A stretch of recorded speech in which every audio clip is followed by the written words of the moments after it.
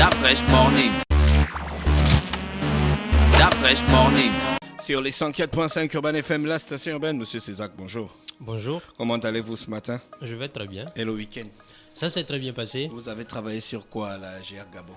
Oui, ce week-end, en tout cas dans le cours qui est pour les débutants, on a parlé de la 4e dimension. Ah d'accord, que nous avons exploré la semaine dernière. Oui, bien sûr. Aujourd'hui, on va parler du caractère sacré de la sexualité, c'est ça? Oui. Oh. Pourquoi tu dis Parce qu'il y a sacré et sexualité D'accord. dans la même phrase. Mais pour toi, ça ne va pas Et ensemble. Non, je ne dis pas que ça va pas ensemble, c'est surprenant. Oui. Mais c'est surprenant, j'attends la rubrique, je veux savoir. Alors, ça implique quoi exactement? Oui, déjà, vous voyez, pour Gina, c'est surprenant. Et effectivement, pour beaucoup de personnes, cela peut paraître assez surprenant qu'on parle de la sexualité comme étant quelque chose de sacré. Ah, vous savez qu'on présente la prostitution comme le plus vieux métier au monde. Hein. Du coup, vous savez que la prostitution est basée sur l'exploitation financière du sexe. Donc, quand on met sexe et sacré, comment quelque chose de sacré peut faire partie du plus vieux métier au monde? C'est pas moi qui l'ai dit, c'est pour ça que c'est surprenant en fait. Voilà. C'est évidemment le genre de réflexion qu'on a l'habitude de faire. Pour certains, la sexualité apparaît seulement comme un objet de plaisir, essentiellement. Et pour d'autres, cela apparaît comme quelque chose de sale, de sorte qu'on ne peut pas le mettre ensemble avec ce qui est important et qui est sacré. Ce qui fait que d'ailleurs beaucoup de religions ont un rapport très ambigu avec la sexualité. Mais pour rentrer dans notre analyse, nous allons commencer à nous poser la question de savoir, nous, en tant qu'êtres humains, qu'est-ce que nous sommes? Nous sommes bien sûr le fruit de la sexualité. Et un corps physique humain n'est que le développement de l'union d'un germe sexuel masculin et d'un germe sexuel féminin, un spermatozoïde et un ovule. C'est cela qui s'unit au début, qui forme une cellule, et cette cellule, comme par magie, a la capacité de commencer par se multiplier. Les biologistes plutôt disent que c'est au travers de la mitose. Et cette cellule qui est capable de se séparer en 2, puis en 4 des fois, ainsi de suite. Et subitement commence par apparaître la tête, le nez, les yeux, les oreilles, les nerfs se forment. Et avec le temps, les ossements vont commencer à se former et ça va donner un enfant qui un jour il est prêt à sortir du ventre maternel. Et une fois sorti, ce corps va continuer à grandir. Ce corps contient toujours en lui quelque chose qui lui permet de continuer à grandir, à se multiplier. Pour nous autres, ça nous donne à réfléchir. De se dire si, on va dire, le plus grand miracle que nos yeux ont pu voir dans notre vie jusque-là, si ce grand miracle n'est réalisable qu'avec la sexualité, c'est-à-dire la naissance d'un être humain, excusez-moi le terme, la fabrication d'un être humain. Si cela n'est possible qu'avec la sexualité, nous ne pouvons pas considérer simplement la sexualité comme quelque chose qui n'a pas rapport avec le divin. Parce que ce corps qui est créé finalement, cet être humain, on dit qu'il est non seulement physique, mais il est également spirituel. Et le sexe a justement cette capacité de créer quelque chose qui unit le matériel et le spirituel. Dans tous les livres sacrés, on dit que c'est Dieu qui donne la vie, c'est Dieu qui crée, c'est le divin qui crée. Mais jusqu'à présent, pour ce que nous pouvons constater, c'est que quand le divin a envie de donner corps physique à un être, il n'utilise ni la tête, ni le sable, ni un arbre. Ce qu'il utilise, c'est le sexe. Il trouve un homme qui a son organe sexuel fonctionnel et une dame également qui a tout son système sexuel fonctionnel et c'est ça qui permet de donner un enfant. Et c'est donc ce grand miracle réalisé par le divin ne peut être réalisé qu'à base de la sexualité. Nous considérons la sexualité comme un instrument qui est utilisé par le divin. Si le divin est sacré, c'est que les instruments qu'utilise le divin sont sacrés. Et à partir de là, nous arrivons à la conclusion que la sexualité est sacrée. Parce que c'est utilisé tout simplement par le divin. Et donc, dans ce cas, si vous arrivez à cette conclusion, pour vous, le problème est où? Ce qui se passe aujourd'hui est que on a une approche face à la sexualité qui dégrade l'aspect de la chose. Quand on commence par détourner la sexualité de son objectif et qu'on regarde seulement la sexualité comme juste un instrument de plaisir, alors on commence par se créer un ensemble de problèmes. Ce que nous ignorons aujourd'hui, c'est que la sexualité non seulement peut créer un corps physique, qui est quelque chose de physique, mais la sexualité, à chaque fois que plutôt elle est activée, réalise des créations qui sont d'ordre spirituel aussi. Et quand on ignore ça, forcément ce qui s'ensuit, c'est beaucoup de complications et de difficultés qu'on se crée. Alors, deux personnes qui s'unissent sexuellement ne font pas qu'unir leur corps. Au-delà de ça, déjà l'être humain, la science sait que l'être humain dégage de l'énergie. Et il y a d'ailleurs il existe des lampes, par exemple, dans des chambres où quand vous rentrez, juste parce que vous êtes rentré, l'énergie que vous dégagez fait qu'il y a un capteur qui se trouve dans la lampe et la lampe s'allume. Elle détecte la présence humaine. Alors on sait qu'autour de nous, il y a un champ électromagnétique qui existe. Au-delà du mélange de ces deux corps, il y a ce mélange de ce champ électromagnétique. Mais puisque nous ne le voyons pas, nous on ne se demande jamais quel effet cela a-t-il de se mélanger, non seulement physiquement, mais également d'un point de vue spirituel à quelqu'un. Nous avons l'habitude d'enseigner que quand deux personnes se mélangent sexuellement, ils mélangent également leurs capacités spirituelles. Pour faire simple, pour qu'on se comprenne, on va dire les deux, ils vont mélanger leur chance et leur malchance. On ne s'en rend pas souvent compte. On se met ensemble avec quelqu'un et des fois c'est quelque chose qui s'observe souvent dans beaucoup de mariages. Monsieur, il allait bien, tout allait bien pour lui. Il a suffi qu'il se mette avec quelqu'un et puis ça ne marche plus. Il ne sait plus pourquoi. Des fois on arrive à la conclusion que cette personne ne m'a pas porté chance. Malheureusement, c'est que nous avons l'habitude d'agir de façon aveugle. Donc quelqu'un va vivre en espérant que sa chance vienne d'une autre personne. Vous voyez, ce qui est dommage aujourd'hui, c'est qu'on soit totalement aveugle et qu'on ne sache même pas là où on met nos pieds. Il y a d'autres, et la vie est ainsi faite. Il y a d'autres qui se mettent ensemble avec quelqu'un et curieusement, il n'avait pas de travail, il n'avait rien, mais il y a beaucoup de portes qui s'ouvrent à lui. Et il se rend compte qu'il y a quelque chose qui a changé parce qu'il y a cette fameuse relation qui est née. C'est pour ça qu'on dit qu'il y a plusieurs types de mariages. Il y a les mariages que nous appelons les mariages qui, on va dire, nous créent plus de problèmes et d'autres qui nous créent moins de problèmes. Ça, c'est des faits réels qu'on observe. Mais le fond de tout ceci vient de la sexualité. Il n'est pas interdit de toucher à la sexualité, loin de là. Nous avons nos yeux et nos yeux servent à quelque chose. Ça sert à voir. Le nez sert à respirer. Tous les organes qui se trouvent sur le corps humain servent à faire quelque chose. Même le doigt, ça sert à faire quelque chose. Le jour où nous n'avons plus notre petit orteil, on se rend compte que le petit orteil servait à quelque chose. De même, le sexe que nous avons sur nous, ça sert à quelque chose. Dans le cas où on considère que cela sert exclusivement pour le plaisir, on se rend compte que justement le plaisir sexuel est quelque chose qui enivre et que si la personne n'a pas une certaine maîtrise face à cela, alors la somme de tous ces problèmes qu'elle pourra avoir dans sa vie pourront venir de là.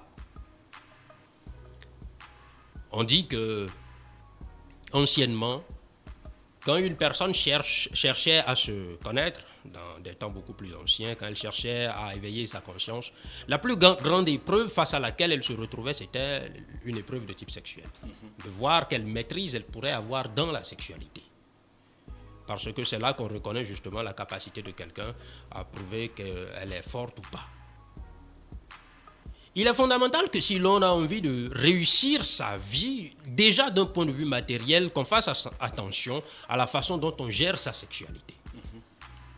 On a dit tout de suite, et ceci de façon très simple, que quand deux personnes se mélangent sexuellement, elles mélangent au-delà de leur corps physique, elles mélangent également beaucoup d'énergie. Ceci dit, si nous avons passé notre vie à nous mélanger, à faire de notre vie avec quelque chose qui est comme un marathon sexuel, à nous mélanger avec tout et tous, il est normal qu'après on se retrouve comme dans un cercle vicieux où on n'a que des embarras partout et on ne sait pas par où s'en sortir. C'est tout à fait normal parce que l'habitude que nous avons prise donc a été de créer un nœud dans lequel on se retrouve et on n'arrive pas à le dénouer. Et ça vient justement de la sexualité. À cause de tout cela, une des premières choses qu'on a souvent l'habitude de dire aux personnes qui étudient avec nous, c'est Vos élèves. Oui, quand vous arrivez là, on a l'habitude de dire c'est important de commencer par mettre de l'ordre dans votre vie sexuelle. Cela n'est pas interdit de toucher à la sexualité, pas du tout. Vous avez le droit d'avoir votre compagne, votre compagnon, tout ça, vous en avez le droit. Mais faites attention à vouloir aller de partout. Ce que nous ignorons, quand deux personnes... D'abord, la sexualité, c'est, on va dire, la concrétisation de ce que l'on appelle l'amour. L'amour... Ça, c'est selon Agiac. Parce qu'il y a des Vous gens savez qui ont de que- la sexualité sans amour, comme Gina prenait l'exemple tout de suite par rapport aux prostituées. Oui, vous savez que nous ne pouvons pas... Heureusement que tu as ajouté. Prenez l'exemple tout à l'heure par rapport au prostituées. Parce que quand tu as dit, comme Gina, je me disais, Gina, quoi c'est? Vous voyez, nous ne pouvons pas prendre... les prostituées comme référence. C'est évident. Normalement, quand deux personnes aspirent à se mettre ensemble, avant tout, il doit y avoir la possibilité pour ces deux personnes de rester ensemble. C'est-à-dire qu'il doit y avoir entre les deux au moins ce que l'on appelle l'amitié. D'accord. Quand on dit Là, l'amitié... Ce que je veux savoir, Oui. monsieur César, quand vous parlez de sexualité, vous parlez d'un certain type de sexualité ou bien vous parlez de la sexualité dans son ensemble? Parce qu'aujourd'hui, les types de sexualité, on a par exemple l'homosexualité, qui est un type de sexualité. Est-ce que ça tient dans cet environnement spirituel dont vous faites état? Par exemple, l'homosexualité. Bon, on va répondre à votre question. La sexualité, si nous voulons l'observer, c'est un moyen de génération et de régénération. Un moyen pour créer. D'accord. C'est pas Agiac qui l'invente. La nature nous a montré que même les plantes, dans leur vie sexuelle, pour créer, il y a le mélange de ce qu'on appelle le pistil et de l'étamine, qui sont les deux organes sexuels qui se trouvent chez les plantes. D'accord. Donc, Et si qui la sont- sexualité, pour vous, n'a pas cet objectif Oui. qui est la procréation, Non, La non. C'est ça l'objectif Non. de la procréation, mais ça ne doit Non. pas être fait en désordre. Excusez. si on a une sexualité qui n'a pas cet objectif-là, parce qu'une sexualité homosexuelle ne, Ok, peut d'accord. ne peut pas crier, Ok, ok. donc dans ce cas, on n'est pas dans une sexualité responsable. Justement, c'est pour ça que j'aurais aimé que vous me laissiez Terminer. dire D'accord. ce que je disais. Donc, je disais que quand vous observez, la nature elle-même nous montre quelque chose. Et on a dit que la sexualité, ce qu'on n'a pas dit, c'est que ça peut réaliser trois choses différentes. Ça peut permettre de créer un nouvel être humain, mais ça peut se transformer en un instrument de dégénérescence de l'individu, comme cela peut être un instrument de régénération de l'individu. C'est-à-dire permettre à cet individu de De se retrouver. se retrouver, De se de se reconnaître. transformer et de devenir, vous pouvez être surpris, un homme véritable et un surhomme. D'accord. On a souvent parlé ici des questions de... On a des facultés latentes en nous qu'on peut développer et tout ça. Comment est-ce que les facultés disparaissent? C'est par la mauvaise utilisation de la sexualité. Et une sexualité qui ne peut pas aller dans le sens de la procréation commence déjà par nous pousser dans une situation où nous avons besoin de réfléchir. D'accord. Je suppose que vous me comprenez complètement. Oui, je comprends. Là, je comprends. Et donc, avant tout, nous devons nous mettre dans un cadre où cette sexualité, elle existe dans le sens où il y a l'union du mâle et de la femelle, du positif, du négatif, de ce qui est actif et de ce qui est passif. Ce sont les deux polarités naturelles qui s'attirent de la même façon que le courant. Les électrons, ils sont là, dans le conducteur, dans le fil conducteur. Mais ces électrons ne peuvent se mettre en mouvement que si on installe un pôle positif et un pôle négatif. Là, il y a mouvement. Quelque chose va se passer. D'accord. Une création, la vie va se manifester parce que le mouvement est la manifestation de la vie. Donc, pour vous, la sexualité n'est pas strictement matérielle. Ça veut dire que ça ne dénote pas juste du sexe. La sexualité... Ça aurait-elle une autre dimension? C'est évident que la sexualité n'a pas seulement comme objectif de procréer. Ça n'a pas seulement ça comme... Et je me référerai justement, parce que souvent quand on discute de ce thème, on parle de ce genre de choses, on entend même des gens d'église qui nous disent que non, ce que vous dites là, bon, nous on ne comprend pas. Je voudrais bien même me référer à certains passages qui se trouvent dans la Bible où on entend le Christ Jésus dire « Ce qui est né de chair est chair, mais ce qui est né d'esprit est esprit ». C'est des choses qui doivent nous faire réfléchir. Et il le disait dans une situation où il disait à quelqu'un « Il faut que tu renaisses une deuxième fois ». Et la personne lui dit « Est-ce que je dois rentrer de nouveau dans le ventre de ma maman pour renaître ?» Et il s'est un peu moqué de la personne. C'était un docteur de la loi qu'on appelait Nicodème. Il s'est un peu moqué, il s'est dit « Mais toi, tu es docteur ici en Israël et tu ne connais pas ces choses. » Mais alors, je te le dis, en vérité, ce qui est né de chair est chair. Le corps physique, il est né de la chair de tes parents, ça c'est chair. Mais il y a autre chose qui... Quand il est né de l'esprit, il est né d'esprit. Qu'est-ce qu'on veut dire? On veut dire que si la sexualité, elle sait être utilisée, alors elle permet à l'être humain de développer sa nature spirituelle. La sexualité a 3 objectifs. Elle peut servir à procréer. Elle peut servir à dégénérer, comme elle peut servir à régénérer. Quand on parle de la régénérescence, c'est de nous mettre sur un chemin de développement, d'ascension. Mais la dégénérescence, c'est une descente. Et la procréation, c'est juste de multiplier. Il a existé dans le monde beaucoup de personnes qui sont apparues un peu comme des personnes extraordinaires.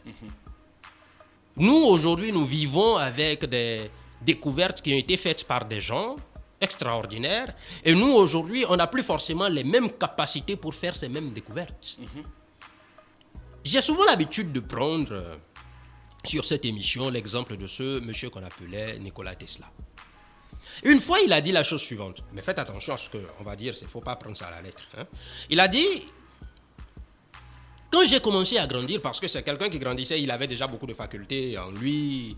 Il disait par exemple que le courant alternatif qu'il a créé, c'est quelque chose qu'il regardait un jour le soleil et il a vu ça. Quand il était jeune. Et en grandissant, c'est là qu'il a créé ce truc, cette chose-là plutôt, dans une certaine circonstance. Et il disait, en grandissant, je me suis rendu compte que la seule chose qui pouvait m'empêcher d'avancer, c'est si je commençais à mal utiliser la sexualité.